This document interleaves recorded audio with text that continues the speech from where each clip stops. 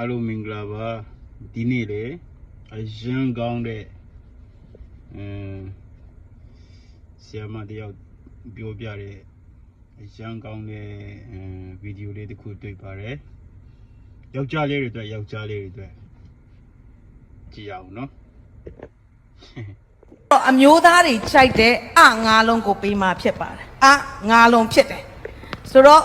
ဒီຢာလေးကအမျိုးသားတွေဘာကိုခြိုက်လဲဆိုတော့ပထမကအလိုက်တီးတဲ့အလိုက်တီးတဲ့အမျိုးသမီးကိုအမျိုးသားတွေအရန်ချစ်တယ်မောပမတ်နဲ့ပြန်လာပြီးဆိုရင်ထပြီးတော့အော်ပြီးဆူမဲ့ပုံစံမဟုတ်ဘဲနဲ့ရေလေးခတ်တိုက်ပြီးတော့ချင်နာထွေးထွေးပွေ့လေးဖြစ်ပြီးဆိုရင်အရန်ခြိုက်တာဖြစ်တယ်အလိုက်တီးနောက်တစ်ခုကဘာလဲဆိုအကြံပေးသူပြောသမျှပဲကောင်းငုံနေတာမဟုတ်ဘဲနဲ့သူ့အတွက်အကောင်းဆုံးသောအကြံဉာဏ်ကိုပေးနိုင်တဲ့အမျိုးသမီးကိုအမျိုးသားတွေကပို့ပြီးတန်ဖိုးထားတာဖြစ်တယ်။ဒါကြောင့်အလိုက်တီးအကြံပေးနောက်အားတစ်ခုကအမေလိုပြုစုတာမိခင်တို့ဟောင်းပွားလောက်တာမဟုတ်ဘူးနော်။အမေလိုတော့အမေလိုပဲဒါပေမဲ့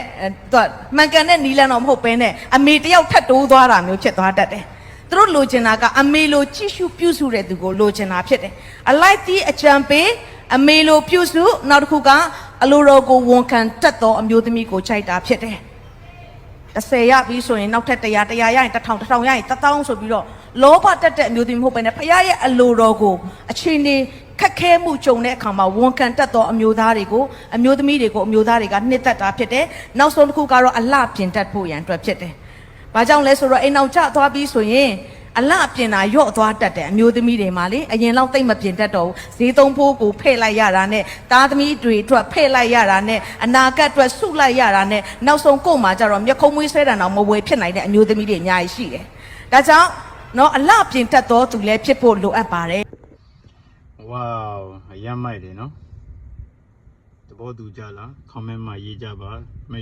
ယောက်ျားလေးတို့အဆွေတို့တကယ်ကောင်းပါတယ်လို့နော် see you next video bye bye